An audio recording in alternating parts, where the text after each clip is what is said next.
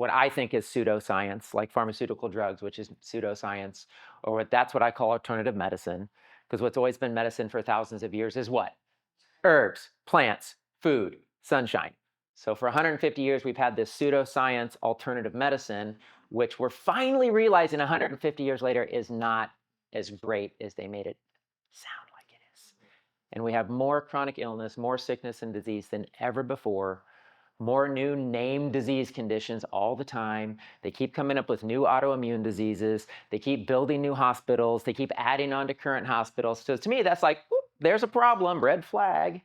If we need more hospitals and we need to keep adding on to them, clearly like our medical system is not solving the crisis of sickness and disease. I think they're a big part of the problem. That's just my personal opinion.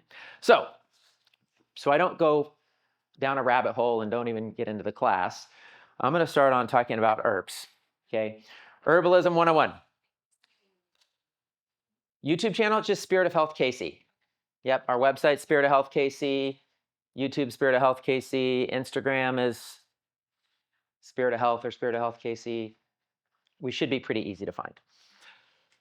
So what is an herb? An herb is any plant or part of a plant that has a therapeutic effect on the body, either internally or externally. So of course we can use herbs externally. We can make poultices, we can make wraps. I could tell you like 100 stories. I'll tell you one because it's recent. Okay, my daughter, I won't embarrass her too much because she was embarrassed about it, but we were in Hawaii and she did something that led her to take a trip to the emergency room. And we didn't want to do antibiotics and all the stuff. So she got her stitches and she got out and we didn't do any of the stuff that they told us to do. And her foot swelled up really big. It was like purple and red. It was like twice the size of the other foot. And I took some clay and some aloe and a bunch of herbs and I made a paste and I wrapped her foot in this paste. I wrapped it in saran wrap. And the next morning it looked 90% better. It almost looked exactly like the other foot. So literally it just pulled all the infection out of it. And that's how easy it is to use herbs. You go to the doctor and they're like, oh my gosh, you got to put antibiotics on it and you got to take antibiotics and then you better do a steroid and all these things they tell us to do, that if we were just educated and knew how to do things, we could so easily take care of ourselves. So that's one of my passions and that's part of our vision statement too, is to educate and empower people. And so we want to educate and empower people to take care of themselves, take care of their families, especially moms, to take care of their families. I always say this, not to boast in any way, but my children are 11, 9, and 7, and they have never been to a doctor. They were born at home. They didn't do any of the stuff that a lot of kids, sadly, I think, go through in hospitals. My son went to the emergency room once because he stuck rocks up his nose, and they could not help him. I actually did something called the mother's kiss. If you don't know what the mother's kiss is, you should look it up. But I covered his mouth. I covered a nostril, and I blew into his mouth, and it blew the rocks out the other side of the nose. So that took care of that. And then the other one I just mentioned is when my daughter went to get a few stitches in Hawaii. Outside of that, my children have never, ever been to the doctor. And it's not that they haven't had issues. It's not that we don't have things come up. It's that we know how to treat and take care of our children at home, which I think everybody should be empowered to do that. And herbs is a great way to do that, because what are we doing? We're going to the doctor to get a prescription, or we're going to the drugstore to get something to take care of our problem because we don't know how to do it at home. And I really think there needs to be a movement back to knowing how to use herbs, because that's what God gave us, and it's all we really need. But we have to know how to use them.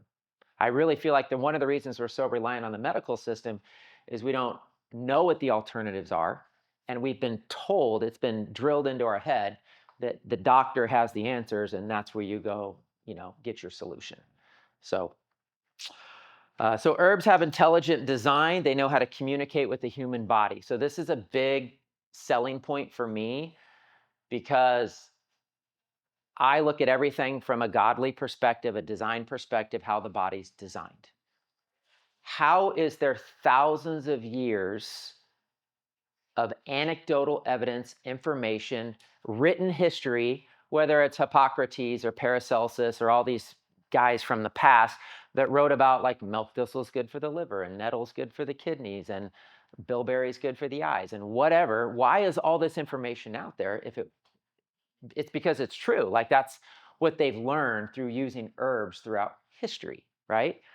So if these things are true, to me, and it's biblical, God designed plants and herbs for the use of man, to be used by man to heal the body, to bring balance to the body, to strengthen the body, etc. That's why it's the original form of medicine. That's why it's the best form of medicine. That's why it's the safest form of medicine. So if you put a plant in the body, well, God designed the plant, God designed you, so the body knows what to do with that. You take a pharmaceutical drug, God didn't design that, man designed that.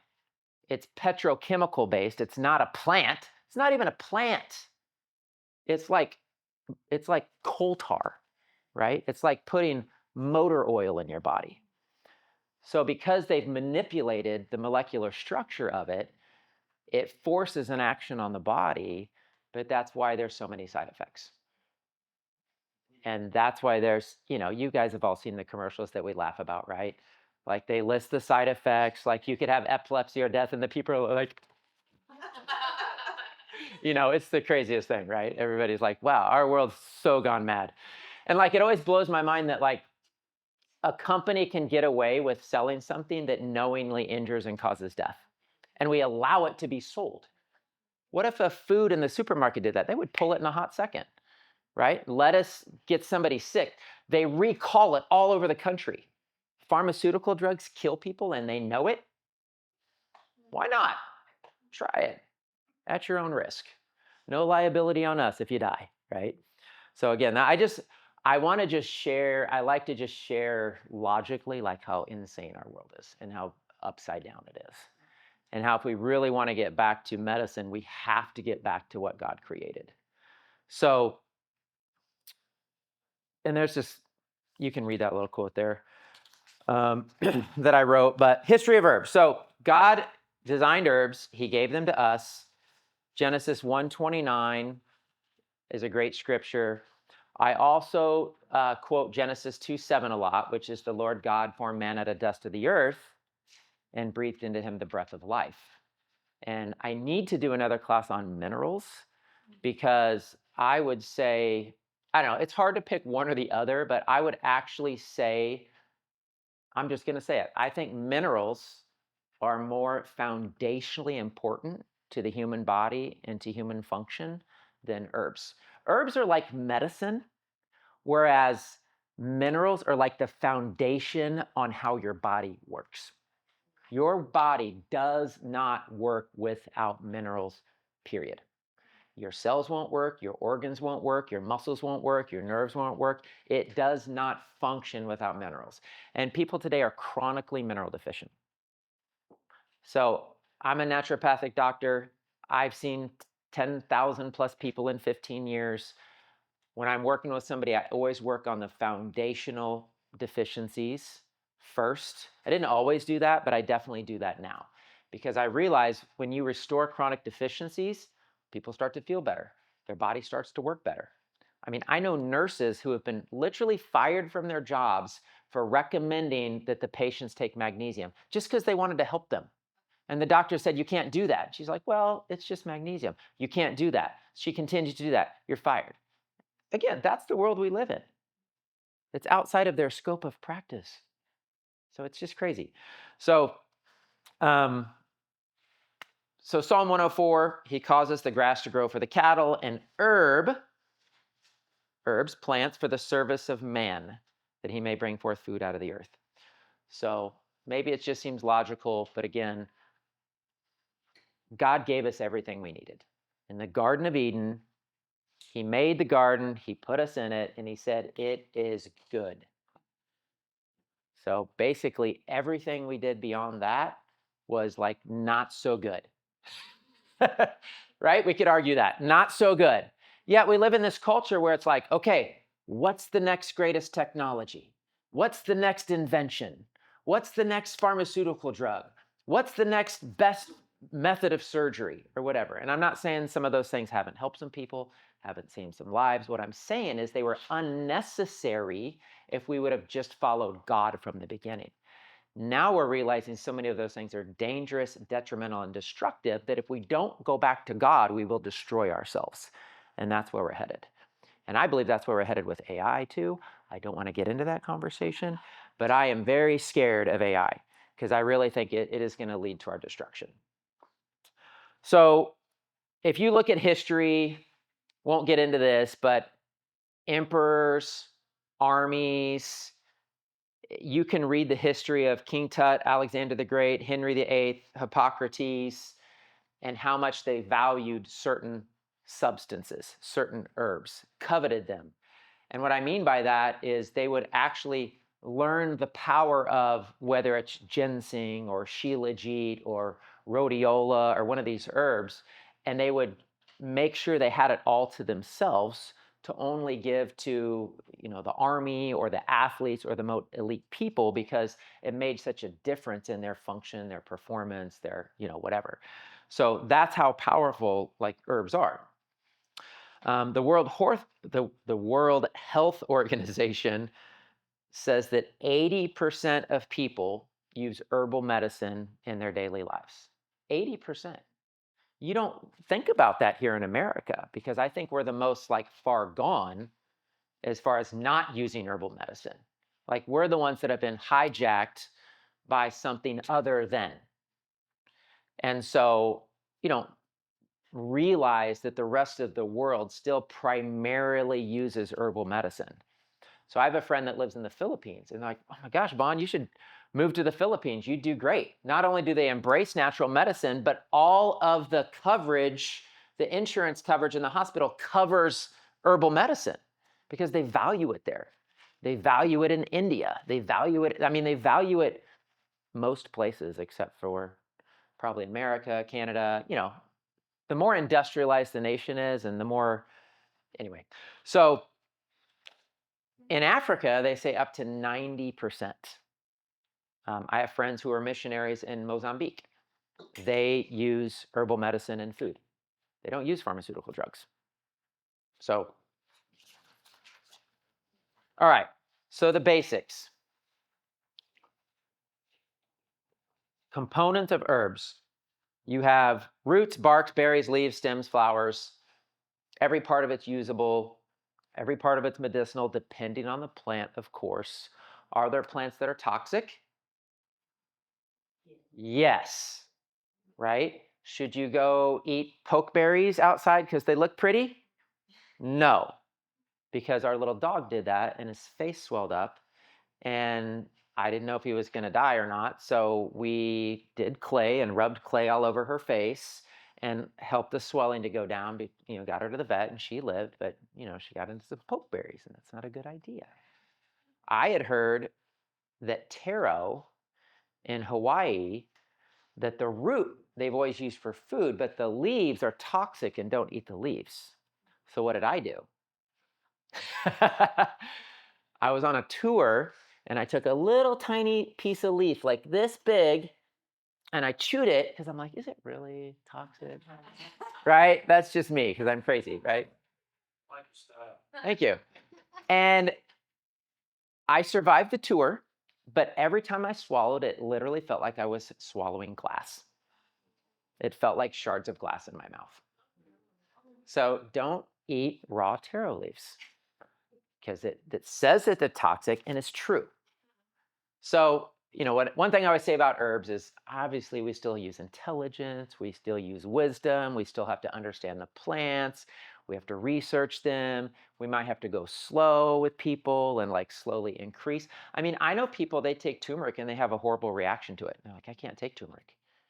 I can't take oregano. A lot of people react to oregano. So sometimes the more sick the body is and the more out of balance it is, the more they'll react to even what should be a healthy thing or a good thing.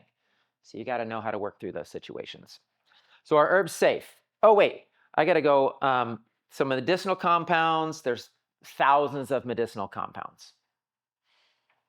So again, if God made them for us, of course, there's unbelievable amounts of medicinal compounds in plants. And that's why herbs are healing. And pharmaceutical drugs do something and have an effect, but they cause damage and they have side effects because they don't have any healing compounds in them. Does that make sense? So when you hear about citrus has bioflavonoids and antioxidants and quercetin and you name 100 things, that none of those things are in pharmaceutical drugs, right? It's doing a molecular function based on how it's created by man, but there's no healing properties in it. I saw a post recently I thought was pretty funny. It said, "Congratulations, Pfizer. You've been in business 150 years. You've made trillions of dollars and you haven't cured one disease." It's true. Because their goal is to keep you sick and so they can make more money, right? Like we figured it out, okay? We still live in the matrix, but like we're trying to like step out a little bit, right? So organic versus wildcrafted. This is important, okay? In case you haven't heard, which I think a lot of people haven't, is we think organic is like the standard. I'm fine getting organic herbs. I always, always, always prefer wildcrafted. So you don't know if that word is. There's actually a game called Wildcrafted or Wildcraft. It's a fun little game on like how to use herbs. I play with my kids. But wildcrafted means harvested in its natural environment. Okay, so one example. I'll give you two examples. One example is North American Herb & Spice, the company, has the best oregano on the market. Don't buy any other oregano oil. Why? Because they only get their oregano leaves from the mountains of Turkey and Greece that grows over 5,000 feet, harvested in its natural environment.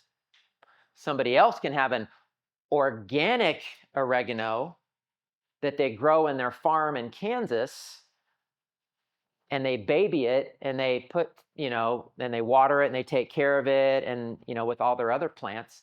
That plant will not be near as strong or medicinal as the one in the mountains at 5,000 feet in Turkey. So sourcing and quality and where you get it from is everything. Another name of that company? North American Herb & Spice. They're pretty famous for their oregano for that reason. Doesn't that would travel time affect the quality of the product? That's kind of wrong. Well, it depends on how it's processed. Yeah, so not necessarily, because every company is going to have to process it, and there's going to be that. Yeah, so if you can keep it from oxidizing, actually that'll take me to my second example. It's a company called Symphony. All their products are maca based. Well, people might have heard of maca, right? Who's heard of maca? Okay. Did you know there's 17 varieties of maca? Did you know there are different colors? They have different effects on the body. Do you know some are better for men and some are better for women? Did you know the ones that are better for women, some are better for menopause and some are better for fertility? Ah, well, God's amazing, right? In his creativity. But the company we get maca from is really big on sourcing it from Peru. It grows a lot in China too, but they only get the one from Peru that grows at a certain elevation in the Andes mountain. Is that right? In Peru? Anyway, in that mountain range, and they don't dry it in a greenhouse. They dry it in the sun. And then when they process it, it's minimally processed, and they immediately package it in these airtight compartments so that oxygen doesn't get to it, so it doesn't oxidize, to your point. So quality, sourcing, how they get it to market is huge on the medicinal effects. And that's why I research everything. People trust buying stuff from our store because they know I've researched it for 15 years. And I've moved stuff out and I've moved stuff in because I only want the best. And I don't want people to go, oh, I tried that herbal stuff and that didn't work. Well, it does work. If you're taking the right thing for you, if it's the right quality, if it's the right dosages. I think a lot of people don't take enough of certain things to have a medicinal effect. So again, that's why learning these things can be really helpful. Isolates versus full spectrum. So our vitamin C powder is called Beyond Vitamin C. Because if you just buy vitamin C on the shelf that's ascorbic acid, that's called an isolate. That's extracted out. It's a chemical process. It's extracted out. And here's your vitamin C. What about the other 20, 50, 100 components of that plant that you're missing? Like we've heard of bioflavonoids. But there's a synergistic benefit to taking the whole plant, which is why we have like 60 some of our own herbal formulas. And that's why our Beyond Vitamin C is our #1 selling formula, because all it is camu berries, amla, acerola cherry, and rose hips. The 4 highest known sources of vitamin C in the world in their whole food form. Every herb we have is always organic or wildcrafted. So that's the difference between an isolate and full spectrum. You're going to get more benefit out of the full spectrum of the plant, just like oregano. Okay? You can take turmeric or you can take curcumin. Is it bad to take curcumin? No, it's not bad, because the curcumin is the active ingredient in turmeric that has the effect that people are looking for, like anti-inflammatory effect or whatever. So there's nothing wrong with that. But it's best to get all the other benefits of the turmeric plant. And so there's different options. I don't want to get into all that, but some have it more concentrated, some have it in oil form. Again, North American Herb and Spice is the best, because a lot of times they concentrate these things into oils and then dry them. They're Resp, as in respiratory. They're Resp. 1 capsule is the equivalent of 40 drops of their oregano oil, because they take their oil and dry it and put it in a powder form. So it's a more medicinal effect. I used their Resp, was one of the primary things I used for COVID in the last 4 years, because people were having breathing issues. All right, so different ways to use herbs: raw, powders, capsules, tinctures, teas, salves, steams, cooking. Yeah, I think we just probably should do some more herb classes. I mean, I know people really want to learn this information. I should do classes where I'd get the crock pot out and teach people how to make like a salve. It's fun. People love that stuff. Yeah, so you can make tinctures pretty easily. Like, we need to start having making our own medicine. Yeah. Are herbs safe? So God gave herbs to mankind to use for nutrition, health, and healing. We kind of talked about that a little bit. We still have to have reverence over herbs. We still have to know that God, yes, he made everything, but you can't just go crazy with taking herbs and not really knowing what you're doing. I work with people with chronic illness, and I have to be really careful with a lot of people. Let's say, I'll just give you an example. Let's say I run some lab tests, and a person's been chronically ill, and these are real stories. Person's been chronically ill for 15 years, no idea why, because the doctors don't know what to look for. I run some labs, and that person has very serious Lyme disease. It's never been treated. If I be like, okay, you got Lyme disease, I'm going to give you my 10 best things for Lyme, and we're going to high dose it. What do you think is going to happen to that person? Yeah, it's going to kick their arse, right? And that's not good. That's not good medicine. That's not a wise way to treat somebody. If I find somebody that has Lyme disease, I'm going to first look at their mineral deficiencies. I'm going to look at their immune function. I'm going to strengthen them. I'm going to build them up. I'm going to make sure they have enough protein. I'm going to make sure their body's in a place where they can handle detox. Some people, I might have them take something every day. Some people, I might pulse it, where I have them do 5 days on, 2 days off. I have people that they really struggle, and I'll have them do 2 days on, 5 days off. Hey, take these things for 2 days, take a 5-day break. Take them 2 days, take a 5-day break.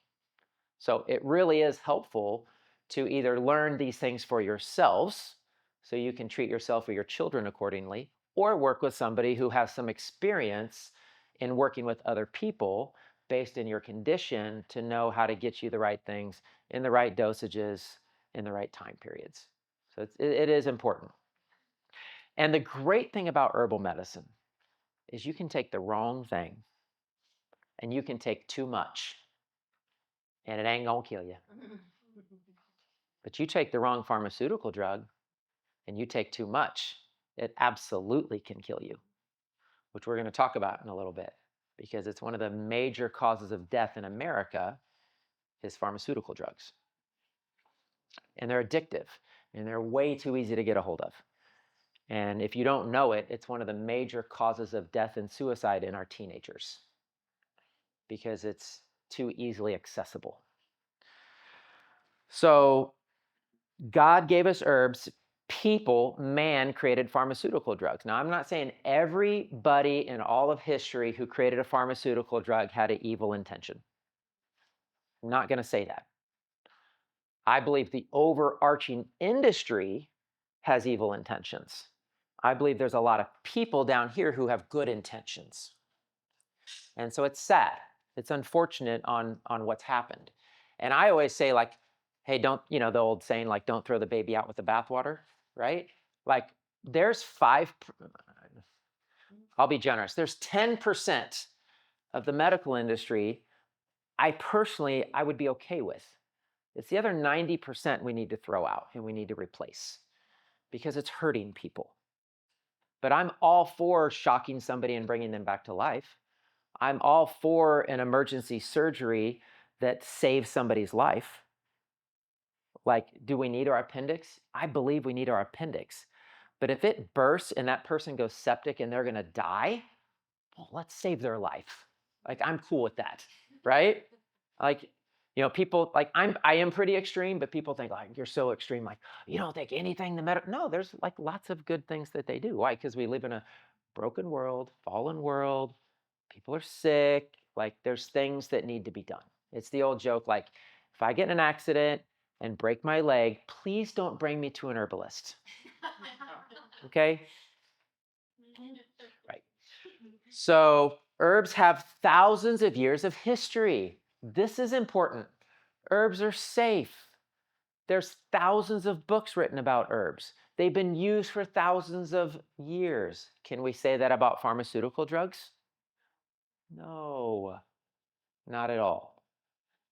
There's hardly any time-proven evidence on what pharmaceutical drugs do to the body. And in fact, we're seeing that in very short periods of time, they're causing a lot of dangerous and detrimental effects. Herbs are mainly food and nutrition. So there's different classifications of herbs, which we'll kind of go through briefly. That other thing we said. So herbal medicine is a holistic approach to healing the body and finding the root cause. It's spirit of health. It's always about root cause medicine. How can we heal anything unless we know the cause? So many fun rabbit holes we can go down. I have to be careful of that. But I do want to say that root cause medicine is a saying now that's very popular in natural health, but it's really, really, really, really important. Okay, I'm doing master classes right now. If you don't know, they're free. Wednesday night, we're doing one on autoimmune disease right now. It's a free class. Anyone can sign up for free. If you don't want to watch it on Wednesday night, sign up anyway. We'll send you the free recording. Watch it when you're bored. Okay? Seriously. But if somebody is told that they have lupus, who here knows somebody who's had lupus? Who here knows somebody with chronic fatigue syndrome? Who here knows somebody with fibromyalgia? Okay, so now that they have a diagnosis, who here has been told how to heal it? Crickets, right? So root cause medicine means we know why people are sick. And we have to be a detective and figure it out.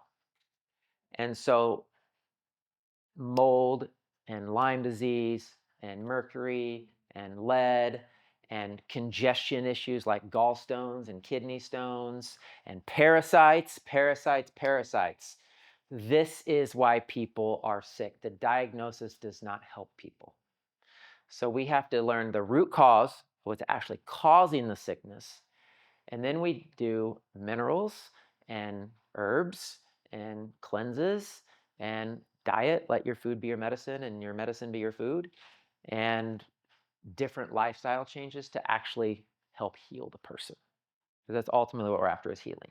And what one of my favorite things is that I believe the truth is God designed the body to heal itself, but I believe we have to help it.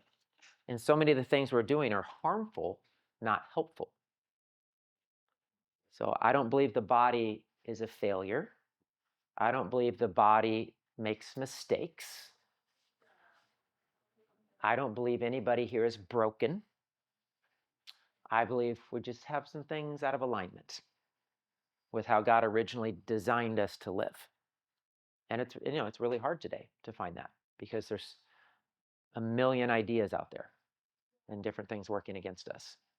But I believe we can find it. So pharmaceuticals. Who here knows the history of pharmaceutical drugs related to the Rockefellers? Only a little bit. Oh, great. A little bit. Yay. Okay. So you know what made the Rockefellers rich? Oil. Okay. So they learned that they can actually use oil to make medicine. So we're like, business opportunity, right? This guy was an entrepreneur. He was a businessman. He wasn't trying to save the world. He was looking for how to make more money. And so once they learned that they could take oil and make it into a medicine, I use loosely, a medicine that has an action on the body, and it worked, these things had the effect that they were looking for, what did the Rockefellers do? Somebody say it out loud. You can be bold. It's okay if you're wrong. Created big pharma. How did they create big pharma? Mass production. But how did they get it ingrained? Made medicine look crazy. Yes. Made natural medicine look crazy. You're right. Made that look like the alternative medicine.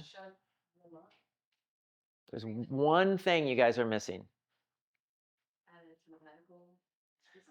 They funded every major university in the country to educate them on their model of medicine. We'll give you the money, but you teach this type of medicine. And we started pumping out doctors. When was that? That's what happened, early 1900s. Didn't they start the Cancer Society too? I don't know. That'd be really interesting. Mm-hmm. Yeah, I'm not sure. It's very possible. So basically, this alternative, to me, pseudoscience system of medicine took over our country. And by the 1950s, there was almost no homeopaths, no herbalists, no naturopaths. They even kicked out chiropractors. Chiropractors are about the only one that have clawed their way back in to the system. So the way I look at it, for the most part, it's a completely man-made system. So what I say is, by the 1950s, they actually pushed God out of medicine. Because if healing comes through touch and through massage and through diet and through sunshine and through herbs and through homeopathy and energy medicine, frequencies, sound, if those are the things of God, where are those things in our current medical model? So how can we get better without God? That's my question. If we're designed in God's image, how can we get better without God? I don't think we can. And I think that's why we're not. I think that's why you see an epidemic of chronic illness. I think that's why you see children with diseases that if you even go back to my parents' generation, my parents were both born in 1952. When they were going to school, kids did not have these issues. If there was a child with a learning disability in school, he was the one in the school. Now it's like 1 out of every 3, 4 kids has a major problem. It's really sad. All right. So I gave you this extra article here. This is really interesting because, and you guys have seen the commercials if you watch any TV at all, which we don't have cable, we don't watch TV, but like if we watch a football game or something, right? What's every advertisement? Drugs and fast food and come on, cars. You're missing another huge one. It's like every other commercial is an insurance commercial. More than the drug commercials. I wonder if they're working together. I don't know. Anyway, so like you know where all the money is, right? So I printed this out because, and there's thousands of these, because we have these pharmaceutical drugs that are pseudoscience, hurt people, and in America, we have lawyers who try to help people who are hurt get money for the things that are hurting them. Again, isn't this weird? Like, why don't we just get rid of the things that are hurting people? They're actually trying to do that. Like, you heard about like the boycott against Kellogg's lately? Finally, like it's actually like in Senate committee meetings or whatever. I don't know if it's Senate committee meetings, but I know there's people talking about it like at the government level. So this is a law firm in Connecticut. And this is, I'm going to read some of this because I think it's really interesting. It's a well-documented fact that adverse prescription drug effects and other medical errors are the third leading cause of death in America. Adverse drug events harm 2.7 million hospitalized patients. So 2.7 million people go to the hospital because a drug they were prescribed by their doctor, who's supposed to be helping them, sent them to the hospital for an emergency. That's weird. That's not right. Look at the next paragraph, or the next little line. Believe it or not, most estimates 1 to 10% of these adverse effects are ever reported. It's the same kind of thing in the vaccine industry. There's the VAERS that you can go online. You can look at all the adverse reactions that people have had from vaccines, children, adults, deaths, all kinds of things. 1 to 10% is actually reported. So like this is a way bigger problem than we even know. So I'm really calling for like a, what do you want to call it? A mass exodus or like just a real movement away from man, away from trusting man, the man-made system. Like the Bible's pretty clear on what happens if you trust man, right? It doesn't go well. We have to trust God, which to me, trusting God means trusting the things he gave us, the things he created. So I don't like advertise this, but when I'm working with somebody, like somebody actually comes to see me as a patient, one of my main goals is to get them off all of their drugs. Because I know those drugs are causing other problems. And I know their body can't heal while they're on drugs. Like what happened to what was it, Dare? What was that? Like that program for kids, like Dare to keep kids off of drugs? Yeah. So why is it okay to give people pharmaceutical drugs? They're drugs. Anyway, did you know the word droog, D-R-O-O-G, actually means dried plant? That's where the word's derived from. Did you know the word doctor is Greek for teacher? So doctors are supposed to be teachers that teach people how to use dried plants. What happened? What happened? Okay, so there's no effective safeguards in place to protect consumers. So, right, they take a pharmaceutical drug, or your child unfortunately takes a vaccine that causes a major problem. Can they go back to that hospital or back to that doctor and do anything about it? No, they have complete protection. So what do you have to do now? Now you have to hire a lawyer and spend thousands of dollars to prove that this drug hurt myself or my child. And if you don't understand the business involved here, okay, who remembers the drug Vioxx? Some people are raising their hand. Okay, Vioxx isn't on the market anymore. Vioxx killed over 100,000 people. There were thousands and thousands of lawsuits against Vioxx. Here's how it works from a business standpoint. When the money we're making off of that drug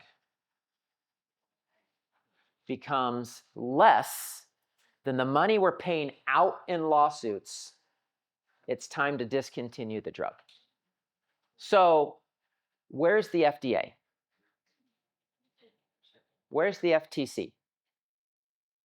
Where are all these organizations supposedly that the government put in place to protect people? All right? Stop believing the government or big pharma, or I hate to say it, what your doctor says. I'm not saying your doctor isn't really smart. He went to school, he's really smart. Problem is, he might not be educated on the right things. Doctors primarily learn how to diagnose disease and prescribe the right drug for that disease.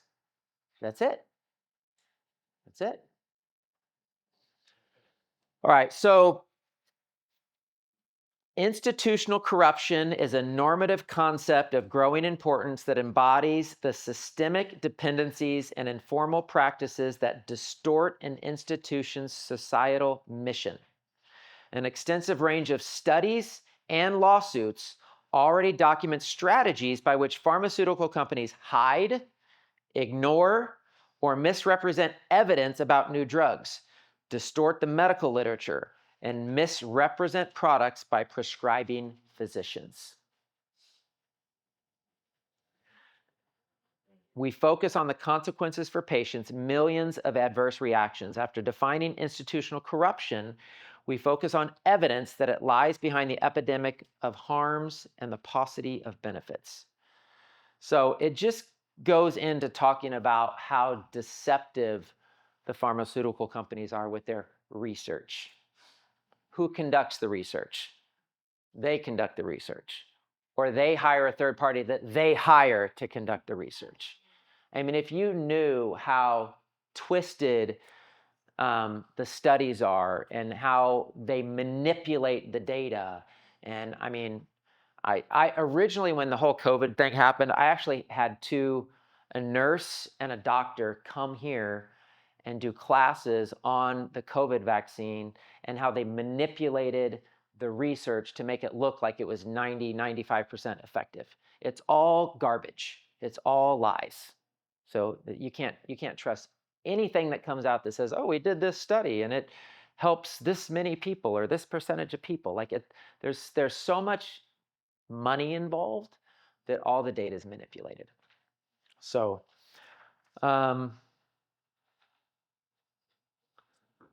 if you go to the other side, what about the claim that pharmaceutical companies invest tremendous resources in research and development of drugs? Shouldn't that result in safer drugs? Not if the foxes are minding the hen house, right?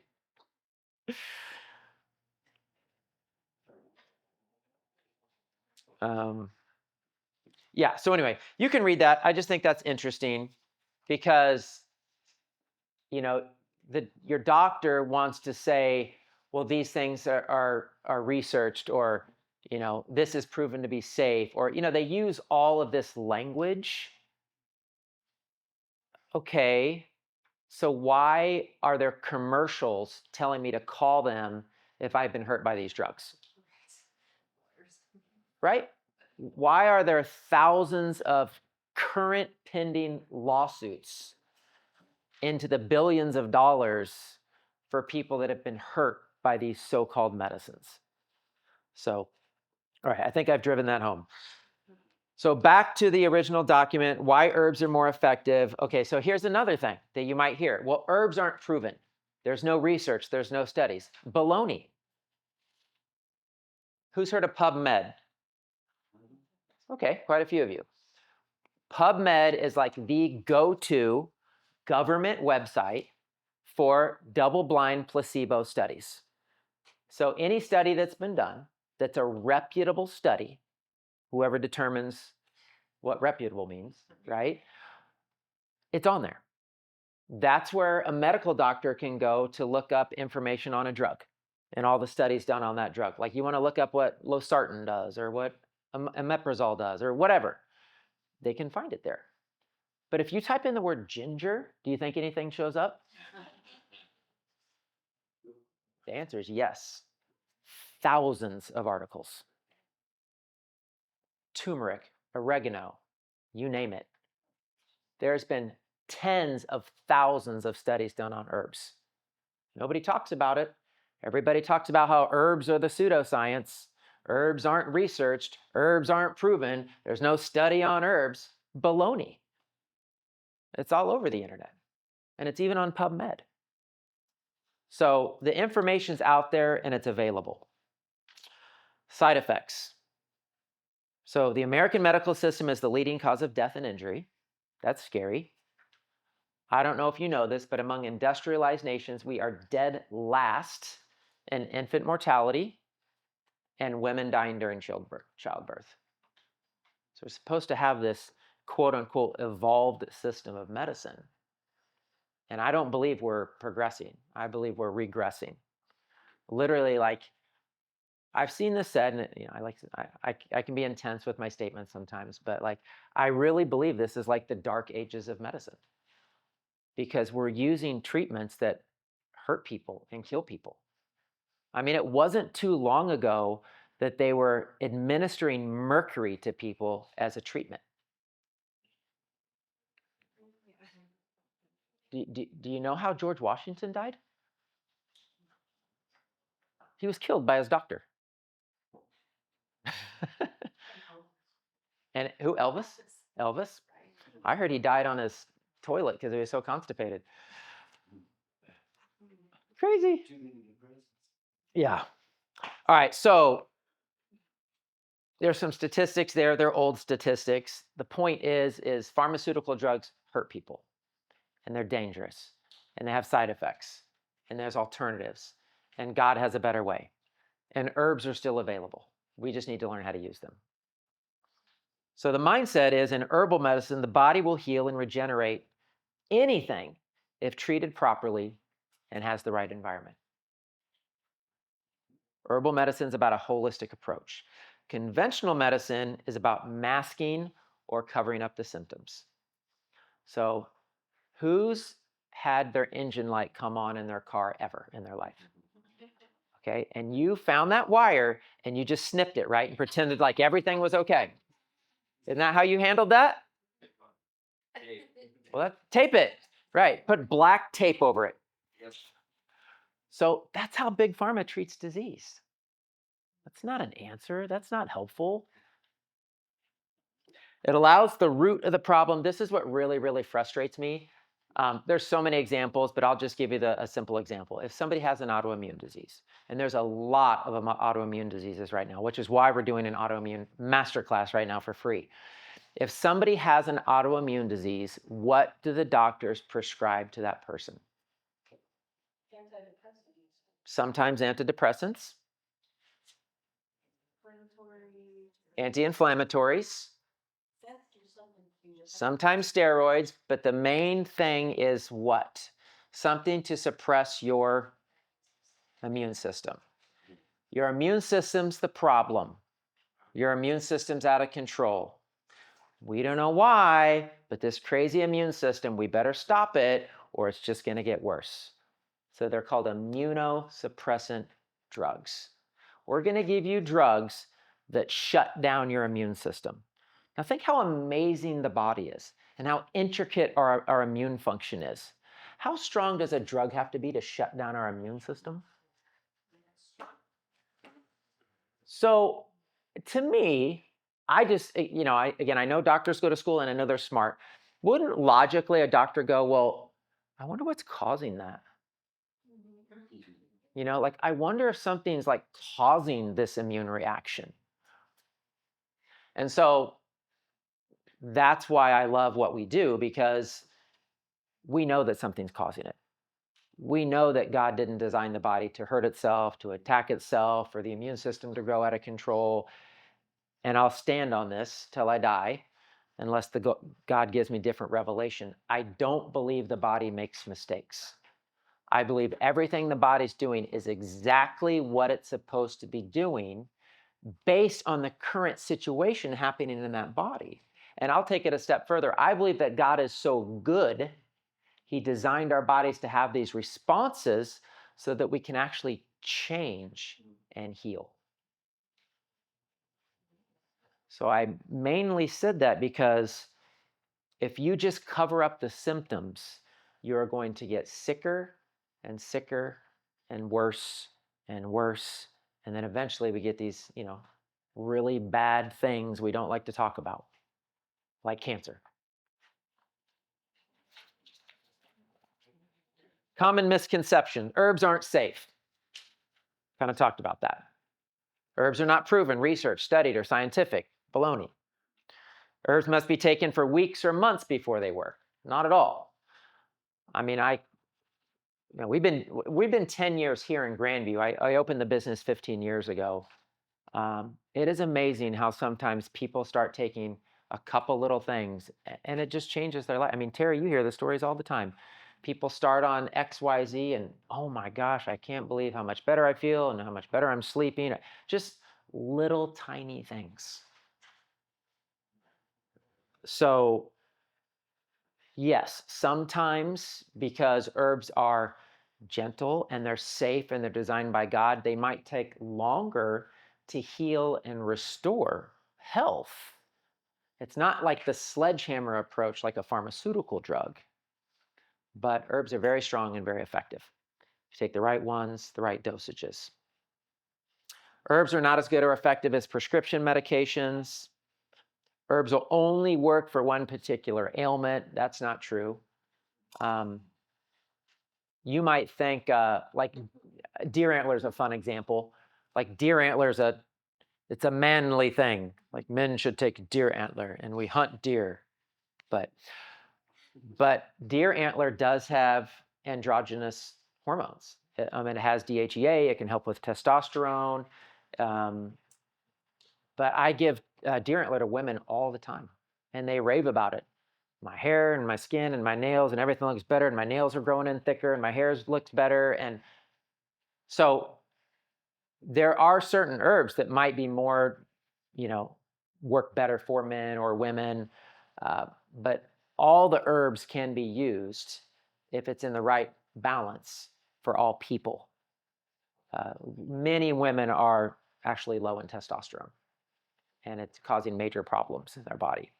So that's the great thing about herbs.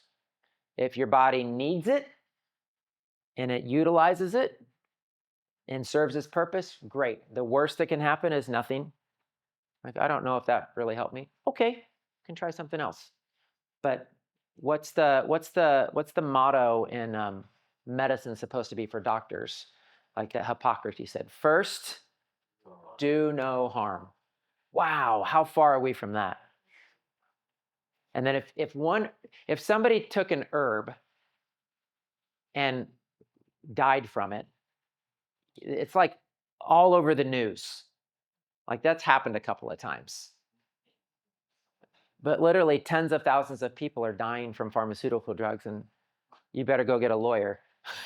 Nobody's talking about it, right? So all herbs are created equal. Quality doesn't matter. We talked about that. That's a misconception. Quality really, really matters.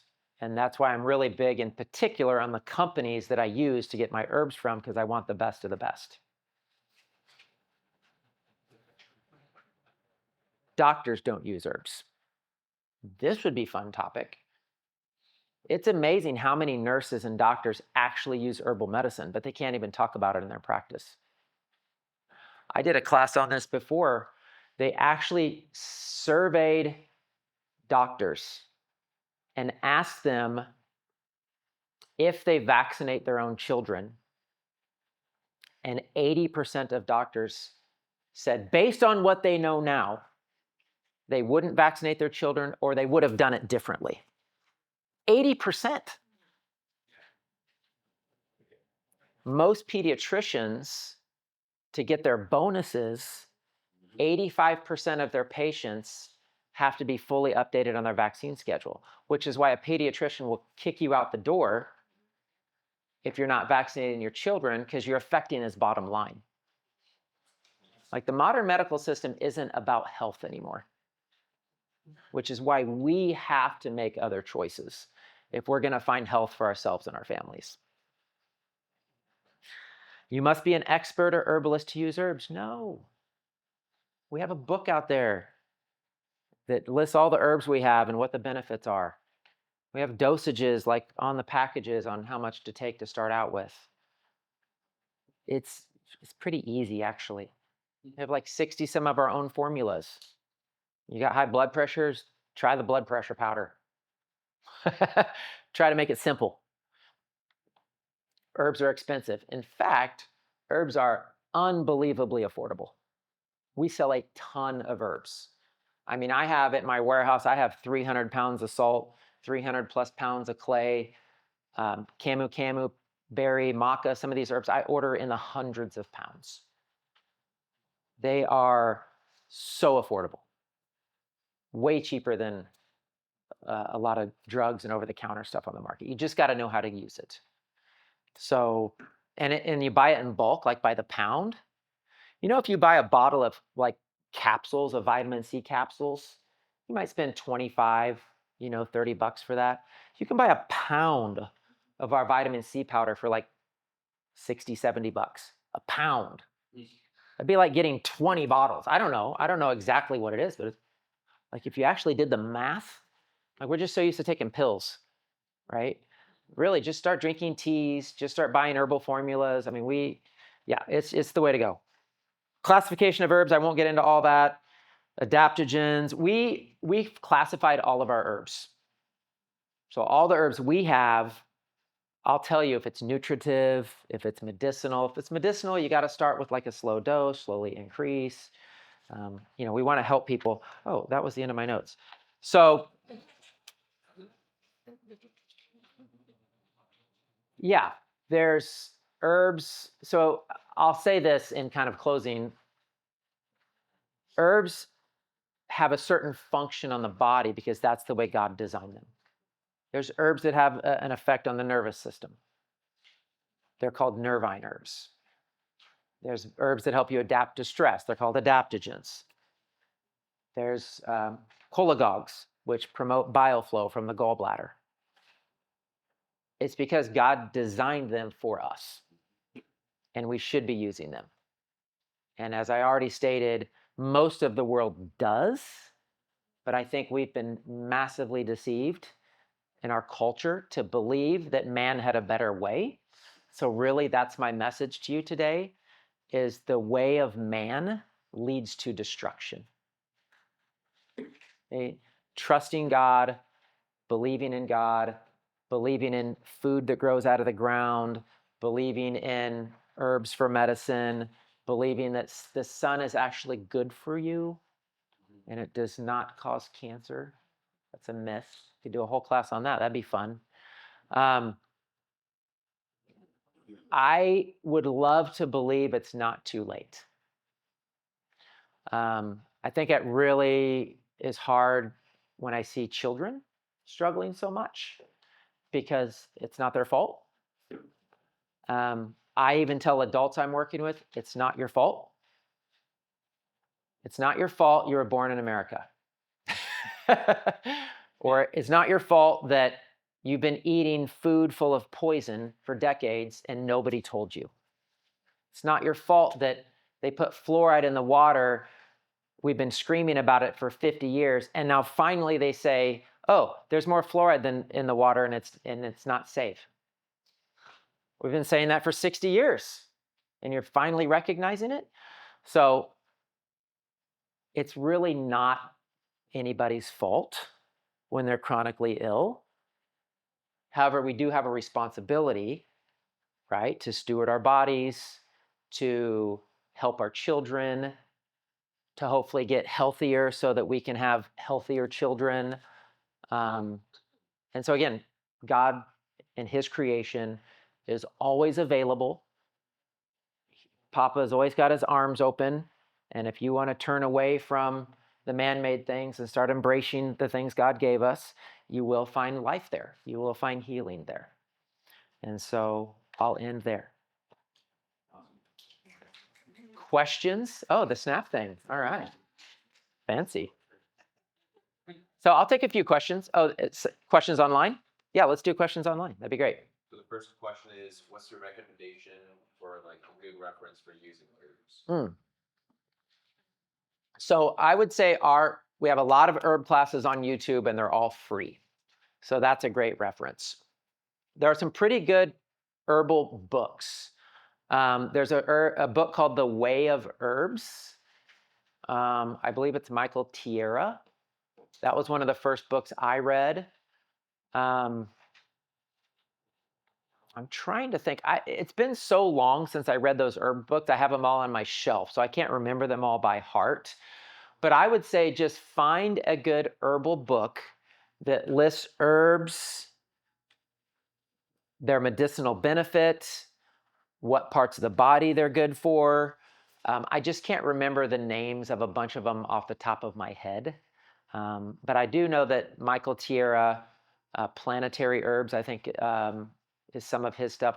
Him and his wife both wrote a bunch of books, and they're classified in different ways. Like you got not like what would the word be? Maybe it is Western, like herbs found in like North and South America versus like Ayurvedic herbs found in India versus like Chinese medicine and the herbs the Chinese have used for thousands of years. So it kind of just really depends on what your interest is. For women, there's a book called Wise Woman Herbal. That's a really good book that's specifically herbal medicine for women. And she talks a lot about fertility and pregnancy and things to do postpartum. So I feel like Susan Weed, I think was her name, that wrote those books. Oh, and then there's schools online. You can actually get a master herbalist certification online. There's tons of programs out there. I don't know which ones are best or not. I know Trinity School of Natural Health has some programs that you could look into, and it's a Christian-based one if that matters to people. But Trinity is a good one. Yeah, those are some ideas. Another question? Was the Way of Herbs the one that you mentioned that you have in the store? Well, we don't sell it in the store. It's like on my bookshelf in my office, actually over there. So we don't really sell any herb books here. Sorry. One question about masterclass on Wednesday. Is Yes. able to be joined virtually as well? Yes. Yeah, we have over 200 people signed up for that masterclass on Wednesday nights. It's free. On our website, about events, it lists all the classes we have coming up. You can register for free. Like I said, even if you don't come, that's okay. At least you get the recording. And then when you're driving on a road trip or you're working out or whatever, you can just pop that thing in and listen to it. Questions here? Yes. Other than teaching us how to use them, will you also be teaching us how to plant them in our own gardens? Not in this series, but I would love to do more herb classes in the future because I definitely think that there's an interest for sure. Yeah, we have tons of herbs in our garden. Yeah, I love growing herbs. So yeah, we could definitely do a class on that. That'd be fun. Yes.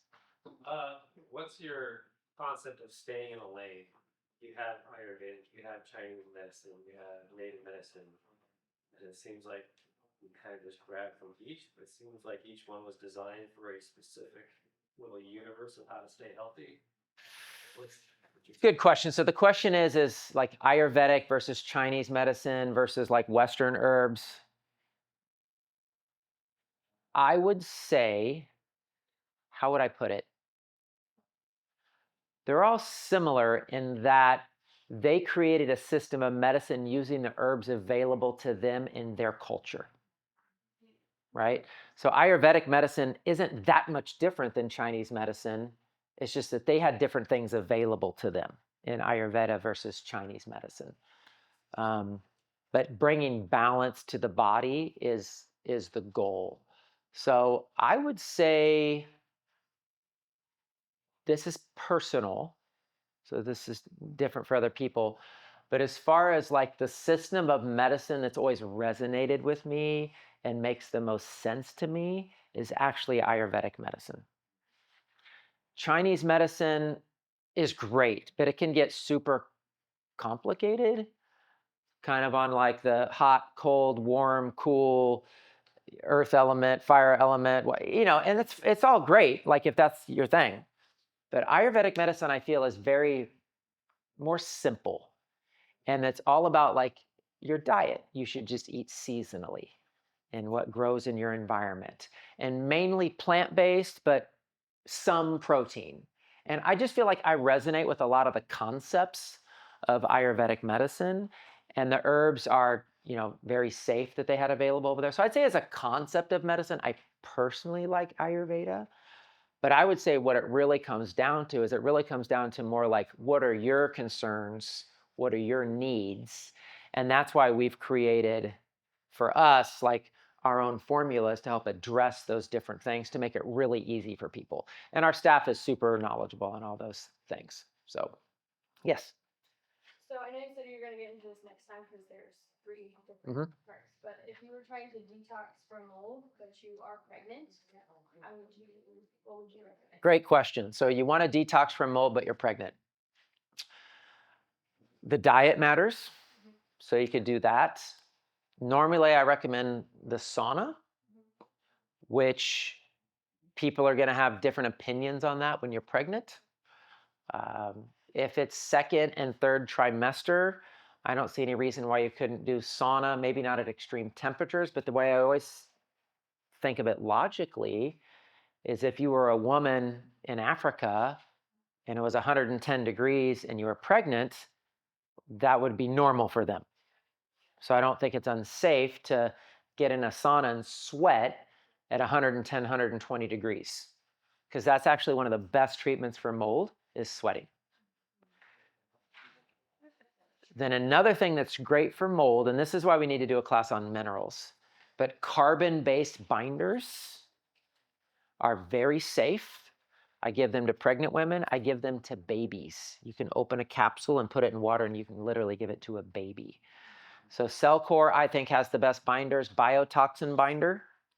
And then there's one called carboxy, but the carboxy is way stronger. So I would just start with the biotoxin binder. So carbon-based binders. So charcoal, clay, silica, apple pectin.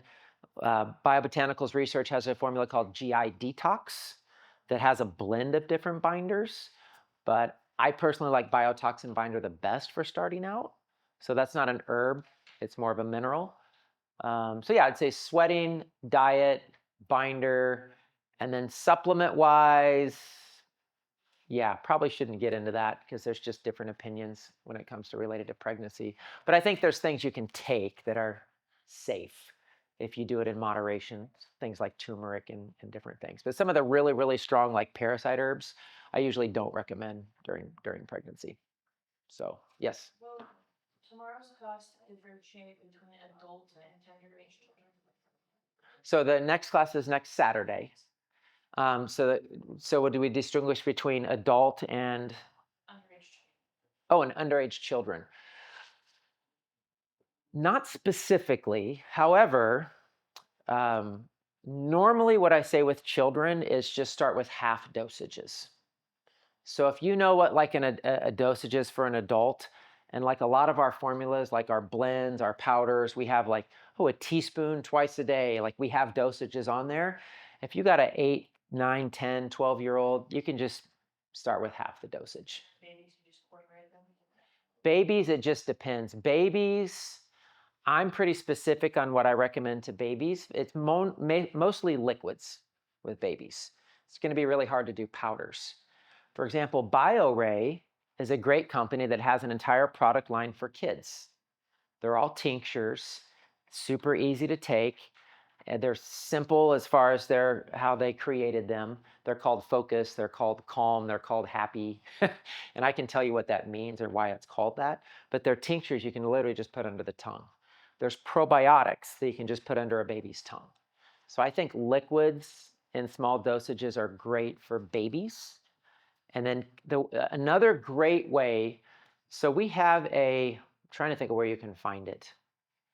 We're getting ready to redo it, but we have a children's resource guide that it's free on our website. So if you go to the children's section on our website, there's a place on our website that you can literally put in your email and get the children's guide for free. I think it's in the children's section of in our education center on our website. But we're going to redo that and send it out because there are all kinds of great ideas in there.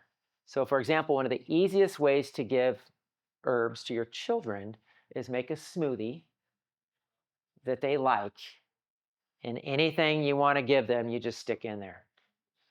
So you stick our Beyond Vitamin C powder, or maybe it's the adaptogen power, or whatever you're trying to get in them. With my kids, we just make drinks, and they do their medicine drink, they do their mineral drink, and most of the time they taste okay. If they don't, because I'm treating something specific, like I'm treating viral or something that's got some strong herbs in it, I'll be like, okay, drink this first and then drink this second because that's the one you like. And I would call it a chaser, but that's from my 20s. That was my Vegas days. Sorry, go ahead. Can you share a little bit of your thoughts about like coffee enemas, like, how often, like, is there like a minimum of the age where they should do that? Yeah, coffee enemas, I would not recommend to children. Coffee enemas for adults are great. I've recommended them a lot. I just believe in moderation. I believe in doing it for a specific purpose, not just 'cause. So in other words, you're doing a fast. You're doing a parasite cleanse. You're doing some liver gallbladder flushes. That's when you do your coffee enema. Because you can overdo it. Because coffee enemas can be problematic because of the caffeine. Over time, it can strip minerals from the body, like potassium and magnesium, and cause some major imbalances. So you'd have to be cautious with it. So normally when I recommend it, it's because I'm having the person do a parasite cleanse, and it's going to work good along with the cleanse. But then after the cleanse is over, let's take a break from them. So that's normally how I recommend it. We can go till noon, so if you want to go another 5 minutes, if there's any questions. Okay, so take like the testosterone booster Right. and the men's health. The men's vitality? Yes. Mhm. Is it okay to take those at the same time or space them out? Or Yeah. I tried to space them out. Yeah. You can take them at the same time. Okay. So he was asking if you can take different herbal formulas together at the same time. We'll do an online question next. Yes. And then So in general, hold on, one more thing. In general, the herbs are going to be most effective on an empty stomach. Because if it has to be working on through food and digestion, then it's going to not be as strong of an effect. So I'd say put it in a drink, put it in a smoothie, or just take it straight. But don't necessarily do it with a meal, depending on the formula. But most herbal formulas, I'd rather you just do it on its own. And yes, you can combine different formulas because, again, herbs are safe. We've already put it in a formula that's safe. So combining multiple formulas is not an issue. and chlorella, is that mainly a clean binder? Yes, so chlorella is a binder. It's technically a superfood. You could live on chlorella or spirulina like as a food in a emergency time of need because it's such a complete nutrient dense food. It actually has a lot of protein in it. So chlorella, it's funny, my kids, not so much anymore, but they used to just snack on them. They'd get the chlorella tablets and just eat them. And I'm telling you, man, your poop will be green and it'll clean you out. Okay, but chlorella is definitely a superfood. It is known to help detox metals. Yes. So it's great blood cleanser, great for the kidneys, great for pulling metals and other chemicals out of the body. There's even a micronized chlorella that is a smaller particle-sized chlorella that works on detoxing other chemicals like glyphosate and other pesticides and things out of the body. What about plastics? Plastics mainly would be binders, like the GI detox I mentioned, charcoal, clay, silica, different types of binders. Ooh, this is really cool. I got to share this. Then we'll do the online question. We have a probiotic called Your Biotic. You don't think of probiotics as something that can help with plastics, but this is really cool because they actually studied this and they took, have you heard of the microplastics? Or you might have heard this thing going around that like people eat a credit card's worth of plastic every week because of all the junk in our food. It's crazy. So this probiotic called Your Biotic has these archaean strains. It's these ancient strains of probiotics that when they go into the system, they target foreign matter and actually surround it and dissolve it. So they actually took plastics, particles of plastics, and put the probiotics in there, and these probiotics literally dissolved the plastics. They disappeared. They were gone. So that's how powerful like even probiotics can be. So probiotics can help with that, and binders could help with that. What's the online question? We actually have 3. I know we only have a few minutes. Okay, go ahead. Quick, just thoughts on dyslexia. I don't know if you'll talk about that. That would be more like I would probably recommend you just schedule a discovery call so we can just give you some ideas for that. And another one is about previous recordings of the masterclass. Will they be available like in the future after the whole masterclass is done, or do they have You need to sign up for the masterclass to have access to the masterclass. We have a new website coming out next year, and when the new website comes out, then we're going to have all the masterclasses and stuff on there on like a membership basis. So we're creating content right now for that. So for now, sign up, even if you don't come, so you can get access to it, because you won't be able to get access again to that until our new website comes out, which won't be till next year. And then last question is homeopathic versus herbs, are they equally effective? Yeah, they're just very different. I mean, homeopathic is basically like energy medicine. It's the concept of like cures like. It's a resonant frequency type of medicine. You put it in your body and your body recognizes the frequency, and that creates healing. It stimulates a healing response, a natural healing response in the body. It's kind of like the Chinese medicine concept of like, if you have a liver problem, eat liver. If you have a problem with your brain, eat brain. I know that sounds weird, but there are supplements that are called protomorphogens or glandulars that are like animal tissue, and you can consume thyroid and it can help heal your own thyroid. So homeopathy's not quite like that. I'm just saying the concepts like that. So for example, a simple example of homeopathy would be Rus tox is actually poison ivy. So you're taking a pill that is from poison ivy, and when you take it, your poison ivy goes away. So that's what homeopathy does. Herbal medicine is more having a direct effect on healing a tissue or an organ, or cleansing a tissue or an organ. So they'd actually both work great together because they do different things. So, all right, one more? Yes. So just to confirm, like, because these are safe and natural, like, they are okay to take for long periods of time, question mark? It depends.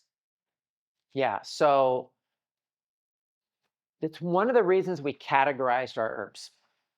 If it's nutritive or it's adaptogen, you could take every day the rest of your life. If it's medicinal, probably for a short period of time. for an acute situation when you need it. Have it in your medicine cabinet and take it for a specific issue. We've done, that children's resource guide I mentioned has a whole list of everything we have in our medicine cabinet. So you know how to treat your children or yourself with things. So for example, oregano, like some people might say you could take it every day, but I would say more take it for like a period of time, or cycle it. Cycle it means I'm going to take oregano for a month, and then I'm going to take a break for a month. And then I'm going to take oregano again for a month. So cycling works good. But yeah, it really just kind of depends on the herb or the formula. Yeah. All right. Thanks for coming. Like I said, hopefully come next week. Again, because of the confusion, come next week. And if you didn't sign up yet, just come and don't worry about paying for it. I want to get as many people here next week as possible for Jane from Barlow Herbs. It's going to be amazing. So.